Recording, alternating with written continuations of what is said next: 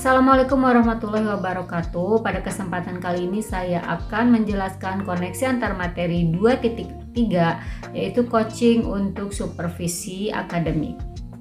Nama saya Lia Laila Sarah. Saya adalah calon guru penggerak angkatan ke-7 dari Kota Bandung. Baik, dalam melaksanakan coaching, maka kita harus memiliki paradigma berpikir coaching.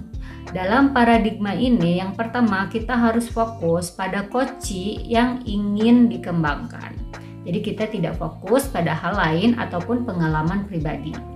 Yang kedua yaitu kita harus bersikap terbuka dan memiliki rasa ingin tahu.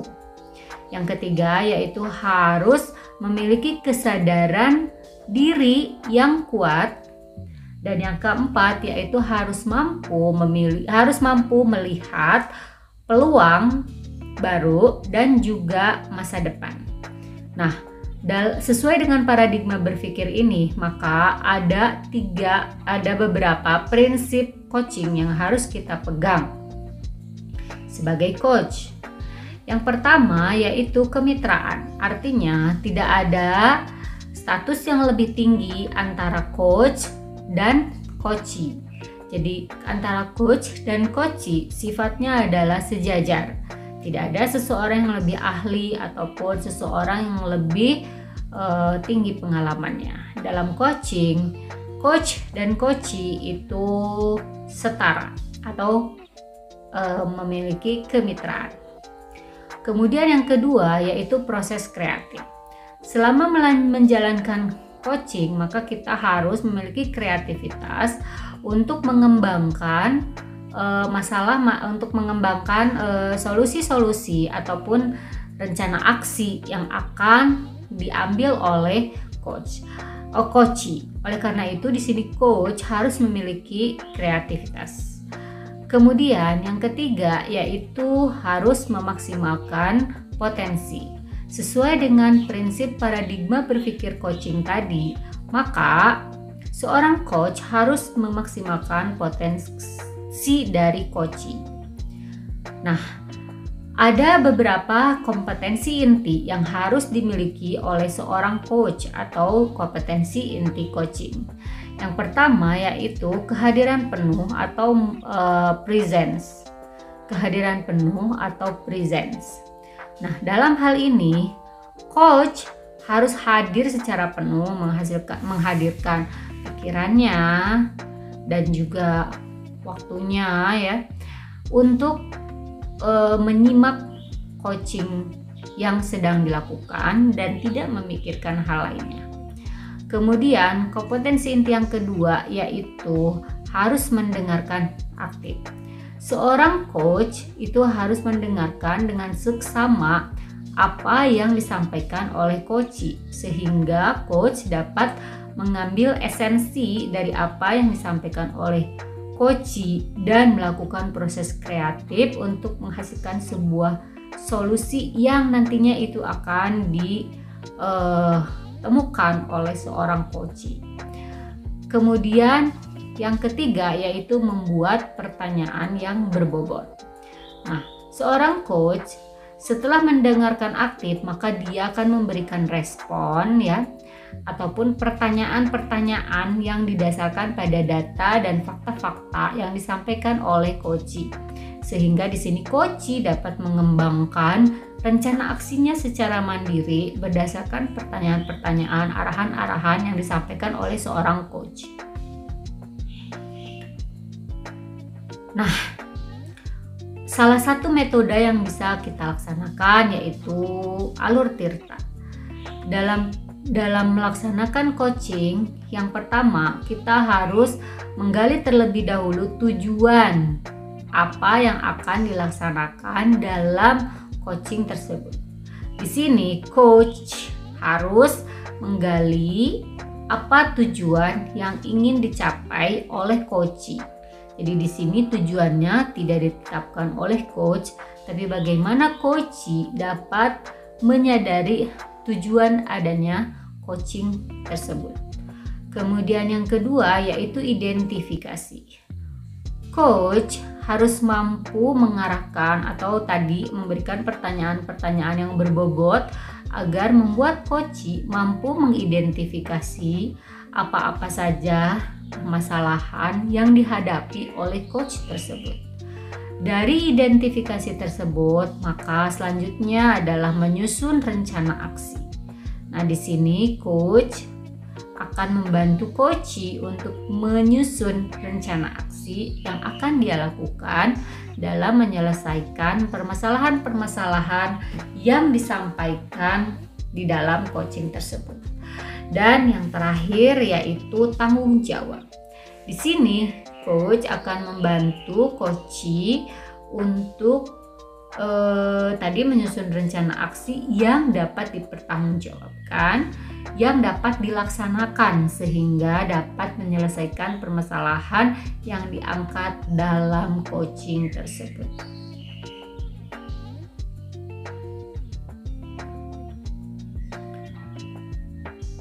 Demikian review yang bisa saya sampaikan untuk koneksi antar materi 2.3.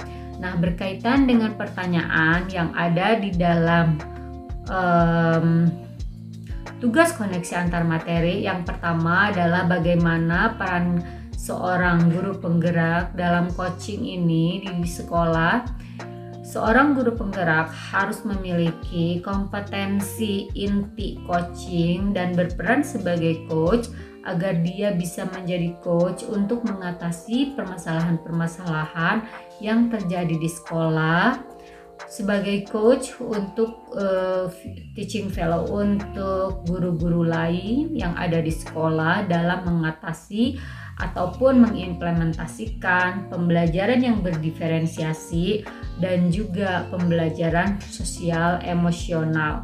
Dengan demikian diharapkan seorang guru penggerak ini mampu akan menjadi leader, akan menjadi coach yang berperan di sekolahnya, memiliki inisiatif perubahan ke arah yang lebih baik, melaksanakan pembelajaran yang berpihak pada kebutuhan murid.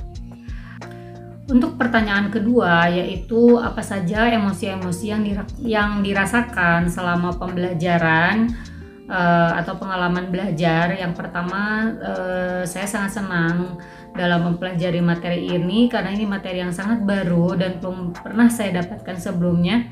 Meskipun sulit dan perlu latihan agar saya bisa memiliki kompetensi inti dari coaching ini, namun ini merupakan suatu pengalaman yang sangat berharga dan membuat saya lebih percaya diri untuk menjadi seorang pemimpin pembelajaran di sekolah. Kemudian yang ketiga, apa yang sudah baik dari saya dalam pelaksanaan proses pembelajaran coaching ini. Saya sudah mampu untuk mendengarkan aktif pada saat melakukan coaching. Namun saya juga memiliki satu hal yang masih perlu diperbaiki, yaitu ketika membuat pertanyaan-pertanyaan yang berbobot. Ini masih perlu banyak latihan dan ini perlu dikembangkan lagi karena di sini perlu pengalaman sehingga ketika kita mendengarkan aktif dari permasalahan yang disampaikan oleh coach, kita mampu untuk menyusun pertanyaan-pertanyaan yang berbobot. Kemudian bagaimana keterkaitan terhadap kompetensi dan kematangan diri pribadi. Saya sebenarnya dengan mempelajari materi ini menjadi lebih percaya diri ya, kemudian juga lebih memahami dan merasa lebih siap gitu ya, merasa lebih kedewasaan saya mungkin ada peningkatan dengan mempelajari materi ini, karena sebelumnya kita berpikir bahwa yang ada itu adalah mentoring, di mana ketika kita melakukan sebuah pembicaraan itu ada sesuatu yang lebih expert.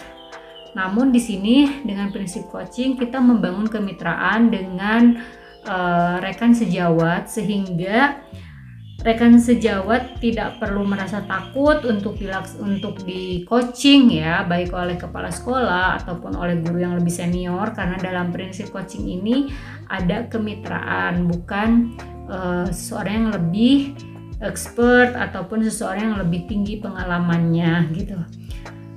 Sehingga di sini membangun chemistry antara coach dan coachee.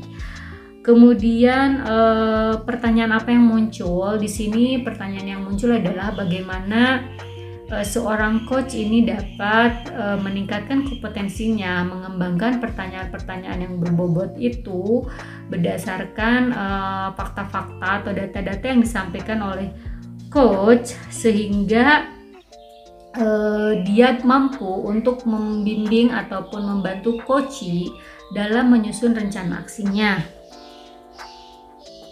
Kemudian tantangan apa yang dihadapi oleh CGV? Di sini saya memiliki tantangan untuk kegiatan coaching ini, di mana kita bisa memberikan pemahaman kepada seluruh guru ataupun rekan-rekan sejawat saya bahwa coaching ini berbeda dengan mentoring ataupun konseling. Jadi di sini ada prinsip kemitraan sehingga tidak perlu takut untuk di coaching atau tidak perlu segan. Jadi di sini tantangannya adalah bagaimana melibatkan guru-guru ini agar terbiasa untuk melakukan coaching dalam rangka meningkatkan kualitas pembelajaran di sekolah, terutama dalam menyusun pembelajaran yang berpihak pada kebutuhan murid gitu. Kemudian alternatif solusi apa untuk menghadapi tantangan ini? Untuk menghadapi tantangan ini kita yang pertama adalah harus melakukan pendekatan personal, kemudian menawarkan terlebih dahulu satu kegiatan sampling gitu ya, sampel, sehingga bisa diikuti oleh guru-guru lainnya. Disosialisasikan bahwa coaching yang baik itu seperti apa, tidak perlu segan, tidak perlu merasa takut gitu ya, bahwa kegiatan ini adalah kegiatan yang tujuannya adalah untuk meningkatkan kualitas dari pelayanan pendidikan untuk memenuhi kebutuhan-kebutuhan murid. Kemudian yang terakhir adalah refleksi untuk pengalaman masa lalu dan penerapan masa depan, dan juga praktek baik dari modul yang telah dipelajari. Nah, di masa lalu sebenarnya saya belum pernah melaksanakan kegiatan ini ya, dan baru pada pembelajaran koneksi antar materi 2.3 ini saya coba latihan coaching, dan di masa depan saya akan lebih banyak untuk melaksanakan kegiatan ini baik bersama rekan sejawat ataupun bersama murid-murid saya, karena kegiatan ini sangat positif dan juga membangun kemitraan dan membangun chemistry antara saya dengan rekan sejawat dan juga saya dengan murid-murid dalam rangka meningkatkan kualitas pembelajaran di sekolah dan juga kualitas layanan pendidikan lainnya. Kemudian yang terakhir adalah informasi yang didapat dari orang atau sumber lain. Coaching ini yang saya coba selain coaching juga untuk materi-materi lainnya, biasanya saya coba gali informasinya selain dari modul pendidikan guru penggerak ini dari berbagai online platform seperti Coursera misalnya. Di situ ada banyak sekali kursus-kursus mengenai materi-materi yang disajikan, seperti misalnya leadership untuk pendidikan ataupun pembelajaran sosial emotional learning gitu untuk memenuhi kebutuhan murid. Nah, di sini saya mempelajari atau membaca dari modul lain ataupun dari sumber-sumber pembelajaran lainnya untuk memperkaya dan untuk memperdalam apa yang sudah saya pelajari, dan juga secara sumber teorinya itu asalnya dari mana, mungkin itu ya. Jadi di sini saya coba untuk pembelajaran 2.3 ini sebenarnya banyak sekali yang saya coba ingin implementasikan juga di masa depan, agar mampu untuk meningkatkan kualitas dari pembelajaran di sekolah, terutama pembelajaran yang berpihak pada peserta didik, pembelajaran yang berdiferensiasi, dan pembelajaran yang memperhatikan kondisi-kondisi ataupun kebutuhan-kebutuhan dari peserta didik. Demikian koneksi antar materi 2.3 yang saya sampaikan. Semoga dapat memberikan mungkin insight baru ataupun pengalaman-pengalaman baru bagi teman-teman lainnya, dan juga khususnya bagi dari saya sendiri untuk terus belajar dan meningkatkan kompetensi saya sebagai guru dan juga sebagai pemimpin pembelajaran. Terima kasih. Wassalamualaikum warahmatullahi wabarakatuh.